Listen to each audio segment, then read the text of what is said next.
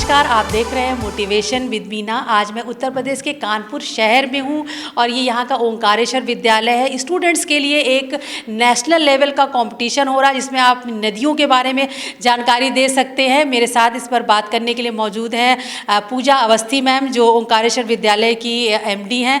Ma'am, ये बताइए, जो ये नेशनल कॉम्पिटिशन रिवर के बारे में हो रहा है, इसका क्या मकसद है और किस लेवल के स्टूडेंट इसमें पार्टिसिपेट कर सकते हैं? जो ये कंपटीशन हो रहा है उसमें विलुप्त होती हुई नदियों के बारे में, और जो पूरे देश में ऐसी नदियां हैं जिनका अब कहीं कुछ जीर्णोद्धार नहीं हो सकता है, उनके बारे में डाटा कलेक्ट किया जा रहा है। और उस डाटा को फिर हम लोग शासन में भेजेंगे। ये भारतीय शिक्षण मंडल के द्वारा एकत्रित किया जा रहा है और फिर उसमें नदियों पर कैसे काम किया जाए। जैसे सरकार ने सड़कों को जोड़ने का, बहुत बड़ा हाईवे को जोड़ने का काम करा है, उसी तरह से नदियों को किस तरह से पुनरुद्धार हो जाए, इसके लिए भारतीय शिक्षण मंडल प्रयासरत है। और उसी उद्देश्य को लेकर ये नदी को जानो प्रतियोगिता राष्ट्रव्यापी स्तर पर आयोजित की जा रही है। मैम, ये जो कंपटीशन है, इससे कैसे स्टूडेंट्स की नॉलेज या स्टूडेंट्स का जो कहना चाहिए सोशल कनेक्शन, वो कैसे बढ़ने वाला है? और अगर देश भर के तमाम स्टूडेंट्स ये जानना चाहें कि उन्हें इस प्रतियोगिता में क्यों पार्टिसिपेट करना चाहिए, इससे क्या बेनिफिट होगा फॉर स्टूडेंट्स? देखिए, अपनी संस्कार संस्कृति जो हमारी है वो नदियों पे ही आधारित है। हमारी जो सभ्यता है वो नदियों पर आधारित थी, जो अब कहीं ना कहीं विलुप्त होती जा रही है। तो विद्यार्थियों को उस चीज़ से जोड़ना कि हमारे आसपास की संस्कृति कैसे विकसित हुई, क्या किसके कारण हमारा देश जो था वो समृद्ध था, वो कहाँ से खो गया है, उसको जोड़ने के लिए। और दूसरी बात है कि सब लोग जानते हैं कि अगर तृतीय विश्व युद्ध कभी हुआ तो पानी के कारण होने वाला है जी। और देश में पानी की समस्या, कहीं सूखा पड़ रहा है, कहीं बाढ़ आ रही है, उसकी जानकारी बच्चे जो हैं हमारे भावी नागरिक हैं जी। तो इसलिए उनके द्वारा जो जानकारी एकत्रित की जा सकती है वो बहुत ही नीचे स्तर से बच्चे काम कर सकते हैं। हम बड़े उतना अच्छा काम नहीं करेंगे जितना हमारा विद्यार्थी उस जगह तक पहुंच के कर सकता है। इसलिए ज़्यादा से ज़्यादा बच्चों को इसमें जोड़ने का प्रयास किया जा रहा है। बिल्कुल। तो तमाम स्टूडेंट जो आप स्कूल में पढ़ते हैं, आप अपने बुक की नॉलेज गेन करते हैं, लेकिन ऐसे में आप अपने फील्ड में कैसे काम कर सकते हैं? आसपास की जो आपके इलाके की नदियां हैं उनके बारे में आप जानकारी करके डेटा अपलोड कर सकते हैं। अब मैं बात करूँगी कि किस लेवल के स्टूडेंट इसमें पार्टिसिपेट कर सकते हैं और किस लेवल का अवार्ड उन्हें मिलने वाला है, इस बारे में मैं कुछ सवाल पूछूंगी। मेरे साथ गिरीश मिश्रा जी हैं, जो प्रधानाचार्य परिषद के पूर्व प्रेसिडेंट रहे हैं। गिरीश जी, आपसे मैं जानना चाहूँगी कि किस लेवल के स्टूडेंट्स इस कंपटीशन में पार्टिसिपेट कर सकते हैं? मिडिल से लेकर विश्वविद्यालय तक के छात्र इसमें भाग ले सकते हैं और वो इसे एक छोटे प्रोजेक्ट के रूप में करके अपने लिए और बेहतर बना सकते हैं जी। छात्रों को वैसे भी सोशल स्टडीज़ में कोई न कोई प्रोजेक्ट बनाने होते हैं जी। तो अगर अपने पास की नदी में जा कर के वो देखेंगे और ये सोचने का प्रयास करेंगे कि इसकी क्या समस्या है। छात्रों की निगाह कभी कभी हम लोगों से ज़्यादा तीखी होती है जी। वहाँ लोकल क्या समस्याएं हैं वो हमसे ज़्यादा बेहतर समझ सकते हैं और कभी कभी आश्चर्य की बात यह है कि वो समाधान भी ज़्यादा अच्छे निकाल लेते हैं। तो उनकी उस क्षमता का हमें प्रयोग करना है कि वो अपनी स्थानीय नदी, लोकल नदी के बारे में, ऐसा नहीं कि यहाँ कोई रह रहा तो वो सतलज नदी के बारे में बात करेगा। हमारी स्थानीय गंगा नदी है, कहीं पर स्थानीय जमुना नदी है, तो वो वहाँ अपने माता पिता से सुनता रहा है कि इस नदी ये पहले ऐसे बहती थी, पहले इसमें इतना पानी था, अब इतना रह गया है, अब ये सूख जाती है साल में एक बार, पहले कभी नहीं सूखती थी। उन चीज़ों पर वो वहाँ जा कर के नदी के पास देखेगा, लोगों से बात करेगा, फिर वो उस समस्या के समाधान वहाँ स्थानीय क्या हैं, ऐसे करके एक छोटा सा उसको प्रोजेक्ट समझिए, या जो हमारे 11 बिंदु में प्रश्न हैं उनके उत्तर समझिए, उस प्रोजेक्ट के रूप में उसमें प्रस्तुत करेगा, ऑनलाइन सबमिट करेगा। ओके। कि स्टूडेंट्स के लिए जैसे ये रजिस्ट्रेशन कहाँ होगा, थोड़ी मोटी जानकारी कि कैसे वो रजिस्ट्रेशन करवा सकते हैं और कहाँ पे उन्हें ये अपना डेटा अपलोड करना है? रजिस्ट्रेशन का लिंक लगभग सभी प्रधानाचार्यों को उपलब्ध करा दिया गया है और लगभग सभी जो भी लोग जिनसे हम जुड़े हैं, अभी तक संपर्क किया है, वो लिंक सबको व्हाट्सएप से उपलब्ध कराया जा रहा है। उस लिंक को ओपन करके वो अपना रजिस्ट्रेशन करेंगे। उसमें जो ईमेल दर्ज करेंगे उसमें एक आईडी पासवर्ड आ जाएगा। उस आईडी पासवर्ड से वो ओपन करके अपने सुझाव दर्ज करेंगे।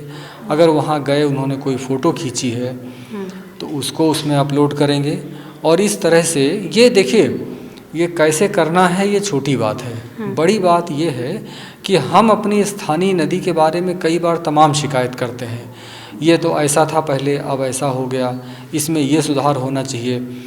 उन सब बातों को स्थानीय लोगों से और बिल्कुल धरातल के लोगों से, छात्र हैं सभी वर्ग से हैं, सभी प्रकार के आय वर्ग से हैं, तो हर तरह के समाज से हैं, सबकी सबके जो समस्याएं उनके संज्ञान में हैं और जो समाधान उनके मन में है, उनको संकलित करना हमारा उद्देश्य है और उनका एक बना करके रिपोर्ट शासन को प्रस्तुत करना और ये प्रयास करना कि नदियों पर बड़ा काम हो, ये हमारा प्रयास है। और आपने इस जी से भी पूछ लीजिए थोड़ा सा। जी क्या? GGIC से प्रिंसिपल है। अच्छा, मतलब गवर्नमेंट कॉलेजेस में GIC का? GGIC क्या मैम? किरण मैम? हाँ, किरण प्रजापति। अच्छा। डॉक्टर किरण प्रजापति। ममता जी आप भी आइए। अरे आइए, तो हम सब लोग हैं उसमें, आइए और क्या? आइए मैम, आइए पास में आप इधर आ। मेरे साथ GGIC इंटर कॉलेज की प्रिंसिपल किरण मैम है। मैम, सबसे पहले इस कंपटीशन में स्टूडेंट जाना चाहते हैं, क्योंकि आजकल देखिए पेरेंट्स का भी प्रेशर ये होता है कि वो पूरा अपनी स्टडीज़ अपने एग्ज़ाम पे फोकस करिए, लेकिन ये नदी को जाने प्रतियोगिता है, इसमें स्टूडेंट्स को क्यों पार्टिसिपेट करना चाहिए और इससे किस तरह उन्हें क्या बेनिफिट, क्या उनको किस तरह की नॉलेज बढ़ने वाली है? नॉलेज इसमें ये बढ़ने वाली है कि रिसर्च बेस्ड की तरह प्रतियोगिता है। ये जो आम ट्रेडिशनल प्रतियोगिताएं होती हैं, निबंध लिख दिया गया या चित्रकला हो गया, स्लोगन लिख दिया गया, तो ये इसमें थोड़ा सा रिसर्च इन्वॉल्व है। इसमें रिसर्च अब उनका क्षेत्रीय रिसर्च है।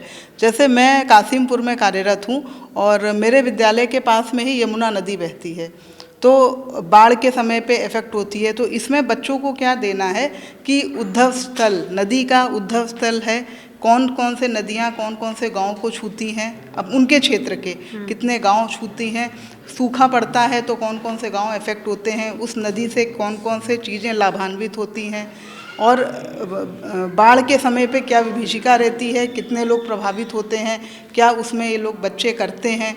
तो इस तरीके का पूरा उसका है। तो मैं अपने विद्यालय का बता रही हूँ। मेरे विद्यालय में भी बच्चों ने पंजीकरण करा दिया है। हम लोगों ने बल्क रजिस्ट्रेशन एक साथ बच्चों का करा दिया है। उसमें एक चीज़ है, इसमें हर बच्चे की ईमेल आईडी आनी थी।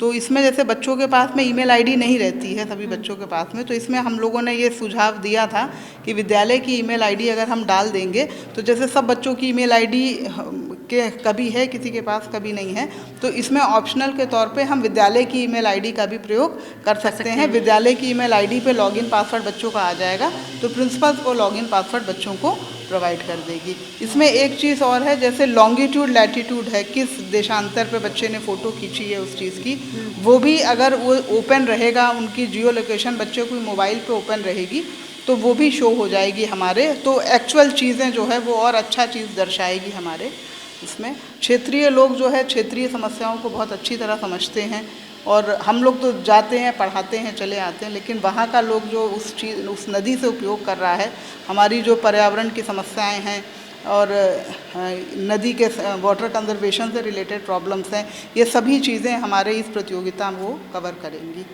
और मुझे लगता है कि मैम ये स्टूडेंट्स को सिर्फ ये नहीं कि अवार्ड विन करने के लिए, बल्कि एक सोशल अवेयरनेस के लिए भी ज़रूरी भी है। मेरे यहाँ भी अभी एग्ज़ाम्स चल रहे हैं। कल मेरे यहाँ पेरेंट टीचर्स मीटिंग रखी गई है। नेक्स्ट वीक में मैंने बच्चों से कहा है हम लोग चलेंगे, सब लोग एक ग्रुप टूर भी करेंगे चल के, वहीं पे नदी को स्टडी भी करेंगे। तो नेक्स्ट वीक का मेरे विद्यालय का कार्यक्रम है कि जिसमें हम लोग पूरा ये काम करेंगे, फोकस करेंगे, फिर अपलोडिंग का काम हम लोग करेंगे। मुझे लगता है मैम जब तक प्रिंसिपल्स और टीचर्स नहीं मोटिवेट करेंगी तो मैक्सिमम स्टूडेंट्स को इन्वॉल्व करना शुरू में अब ये थी, ये सर ने मेरे को नोडल बनाया हुआ है उसमें, और मैंने जो अब चूँकि शुल्क की धनराशि थी, अभी गवर्नमेंट स्कूल्स में ये है कुछ बच्चे नहीं अफोर्ड कर पाते हैं, तो टीचर्स ने भी सहयोग किया है उसमें। फिर जब हम लोगों ने टूर की बात करी और जो उत्साह आया, वो रिसर्च बेस्ड चीज़ें आई, तो उसमें बहुत स्कूल्स में उत्साह हो गया। तो ये चीज़ हम लोगों ने फोकस करी है। तो इसमें बहुत सारे स्कूल्स जो मेरे साथ में जुड़े हुए हैं और जो मेरे से बात करते हैं, तो उसमें रिसर्च चूँकि बेस्ड है और टूर इसमें शामिल हो गया है, तो एग्ज़ाम्स के बाद का टूर है, तो ये चीज़ें जो है एक उत्साह वर्धक चीज़ें हो गई हैं, जिससे जो है बच्चों में भी हो जाएगा और खेल खेल में एक अच्छी चीज़ हमारे पास में। और मेरे ख्याल में इसमें टीचर्स का भी बहुत एक्टिव पार्टिसिपेशन चाहिए। मेरे साथ एक और टीचर है, ममता मैम। मैम, कैसे मैक्सिमम स्टूडेंट्स का पार्टिसिपेशन हो, कैसे टीचर्स का भी इन्वॉल्वमेंट बढ़ना चाहिए, इसके बारे में क्या कहेंगी आप? जब शिक्षक के रूप में अगर देखती हूँ तो शिक्षक का तो बहुत रोल होता है। जैसे कि छोटे में बच्चा क्या करता है, जो माँ करती है तो बच्चा वही देख के करता है। इसी तरह शिक्षक के कार्य करने की गतिविधियों के बच्चा बहुत वाच करता है। तो इसलिए शिक्षक के लिए बहुत महत्वपूर्ण है। जब शिक्षक करेगा खुद तो बच्चे भी उससे प्रभावित होकर जिज्ञासा रखेंगे कि क्या है नदी, और जब करेंगे तभी उनसे एक मातृ लगाव बढ़ेगा, तो वो बहुत ही अच्छा रूप लेगा। अच्छा, इसमें जो है कोई मिनिमम किस क्लास तक के बच्चे पार्टिसिपेट, क्लास आपने रखी लिमिट की, आपने वो एज रखी है? देखिए 18 वर्ष से। अच्छा, 18 वर्ष की आएगी, क्योंकि छोटे बच्चों को कितना वो नॉलेज होगी। हाँ, 18 मतलब अगर 10th क्लास बच्चा। हाँ हाँ। और अब कोई लिमिट नहीं है? जी जी। जो पीएचडी कर रहे हैं, रिसर्च कर रहे हैं, वो स्टूडेंट भी इस प्रतियोगिता में पार्टिसिपेट कर सकते हैं? जो कर रहे हैं, जो नहीं कर रहे हैं, फिर भी कितना ज्ञान रखते हैं अपने क्षेत्र के बारे में, तो वो सभी कर सकते हैं। बिल्कुल, थैंक यू मैम।